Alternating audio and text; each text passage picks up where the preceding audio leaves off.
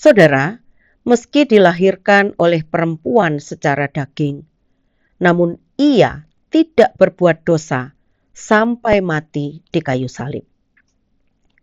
Dari yang tak terbatas menjadi terbatas, dari yang ilahi menjadi manusia, dan ia akan menamakan dia Immanuel. Immanuel yang adalah Yesus berarti melalui kelahiran Yesus, Allah datang ke dalam dunia untuk menyertai dan menolong manusia. Allah bukan lagi Allah yang jauh, tetapi kini melalui Yesus dia adalah Allah yang dekat, yang mendengarkan setiap doa dan yang tahu kebutuhan hidup kita.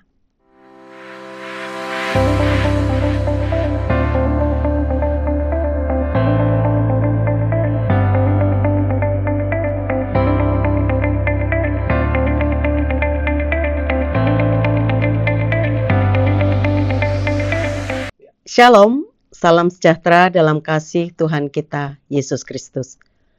Saudara, kita berjumpa lagi dalam acara Terang Warta Rohani yang dipersembahkan oleh Yayasan Terang Warta Rohani melalui YTWR Channel.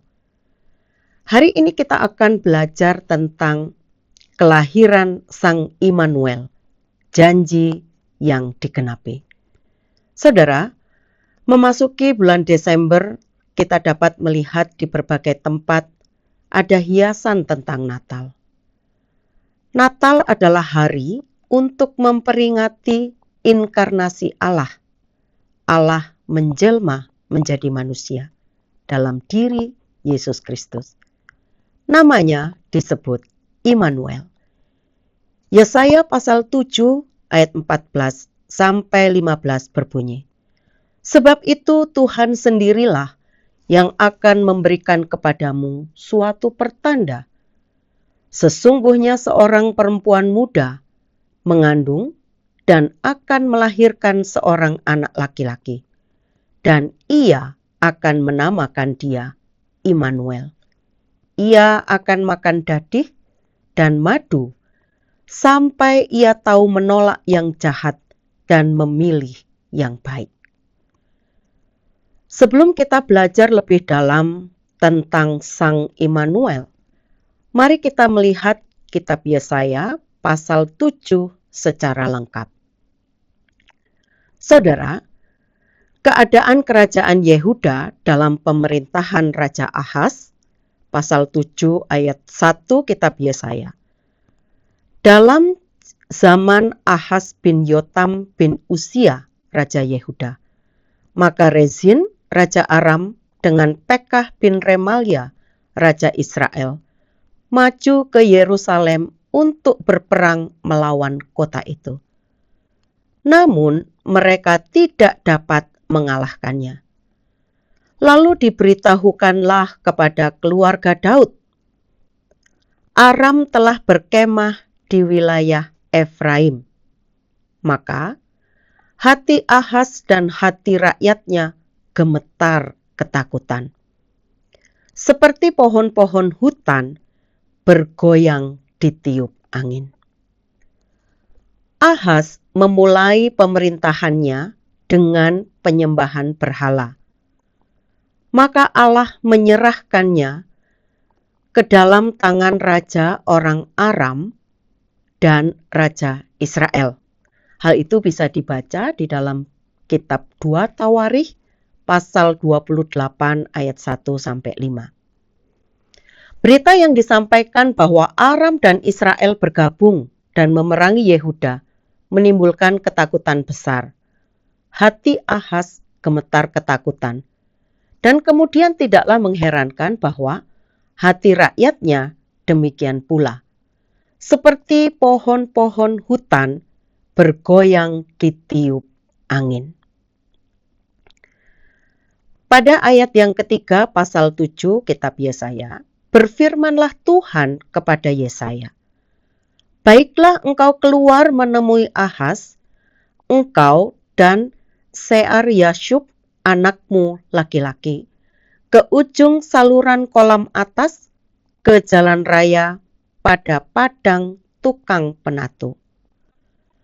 Dan katakanlah kepadanya, teguhkanlah hatimu dan tinggallah tenang.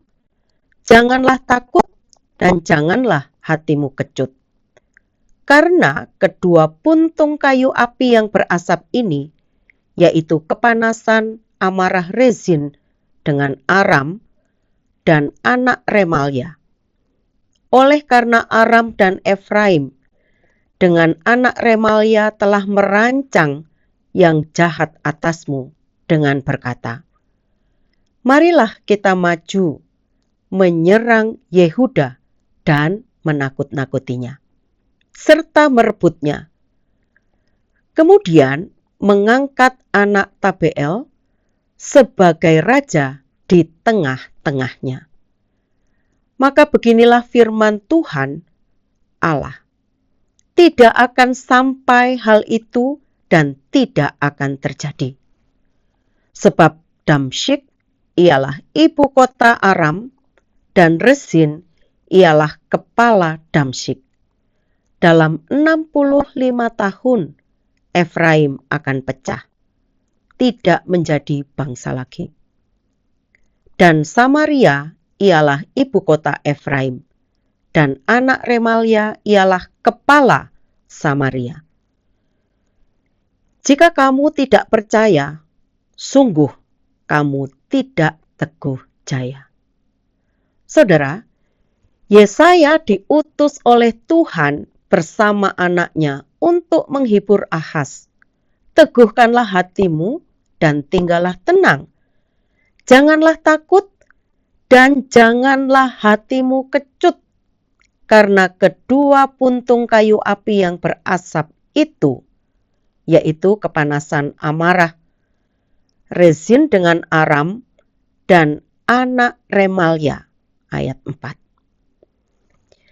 Yesaya menunjukkan bahwa Tuhan Allah akan melindungi Yehuda dan tidak akan terjadi kehancuran karena Tuhan akan bertindak sebagaimana kemahakuasaannya. Ayat 7 dan 8.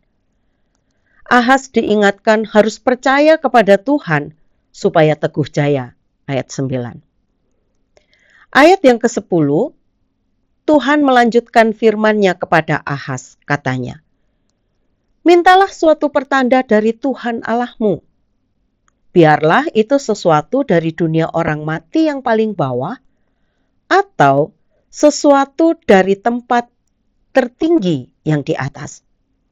Tetapi Ahaz menjawab, aku tidak mau meminta. Aku tidak mau mencobai Tuhan. Saudara, Tuhan memberi kesempatan kepada Ahaz untuk meminta pertanda.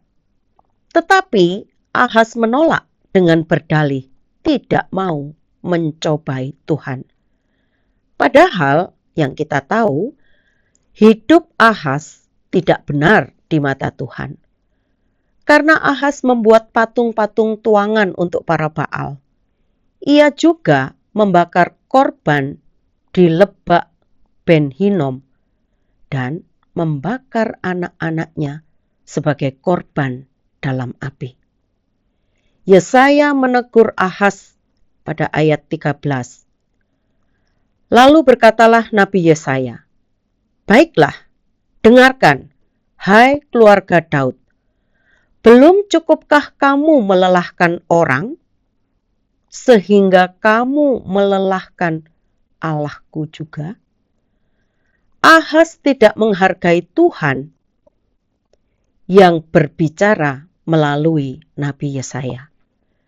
Dan Ahaz tidak menaati perintahnya. Lalu Yesaya menyatakan bahwa Tuhan sendirilah yang akan memberikan tanda. Pada ayat yang ke-14 dikatakan, sesungguhnya seorang perempuan muda mengandung dan akan melahirkan seorang anak laki-laki. Perempuan muda adalah seorang perawan tanpa benih dari laki-laki. Artinya belum menikah. Karena perempuan muda itu akan mengandung dari Roh Kudus. Dan hal ini digenapi di dalam diri Maria. Itu semua kita bisa baca di dalam Injil Matius dan Injil Lukas.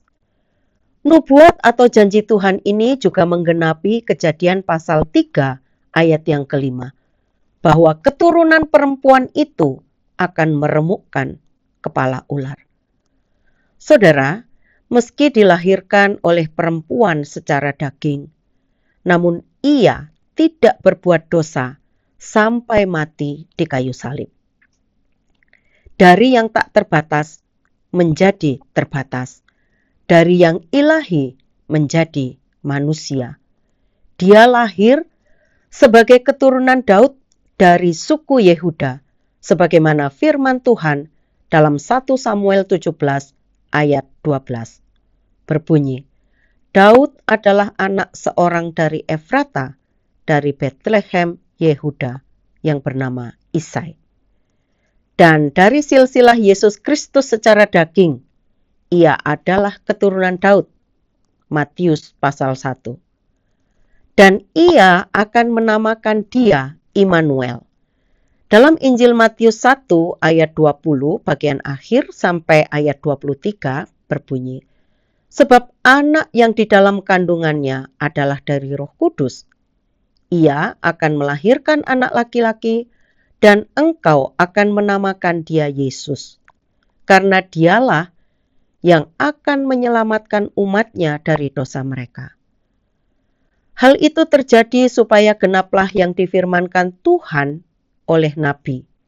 Sesungguhnya anak darah itu akan mengandung dan melahirkan seorang anak laki-laki. Dan mereka akan menamakan dia Immanuel, yang berarti Allah menyertai kita.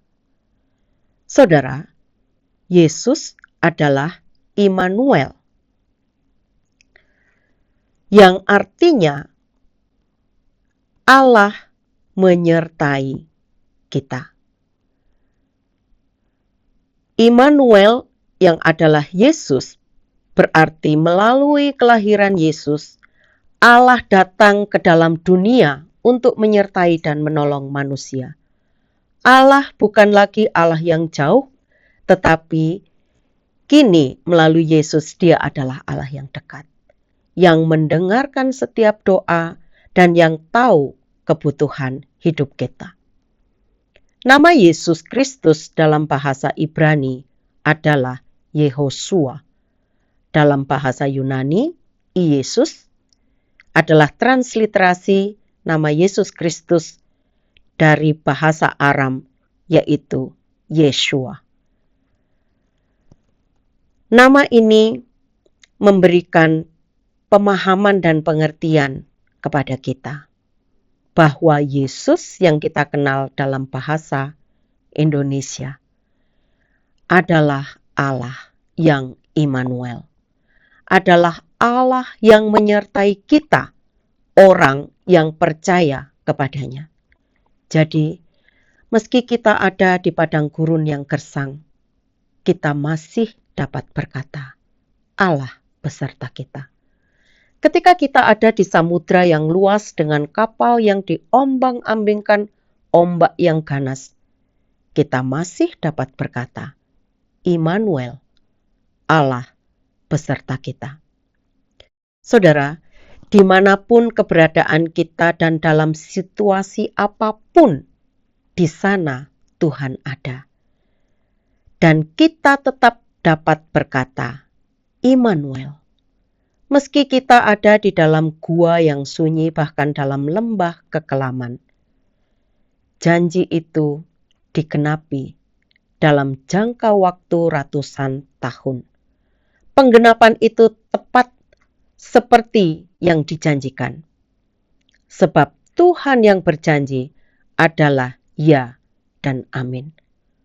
Untuk itu mari kita terus percaya supaya kita teguh jaya. Immanuel, Tuhan Yesus memberkati. Terima kasih Anda sudah mengikuti program kami. Jika Anda diberkati, jangan lupa like, komen, dan share supaya Anda tidak ketinggalan setiap program terbaru kami. Jangan lupa juga untuk subscribe channelnya dan nyalakan loncengnya. Jika Anda ingin mendukung pelayanan kami, bisa melalui rekening kami berikut ini atau menghubungi kami di sini.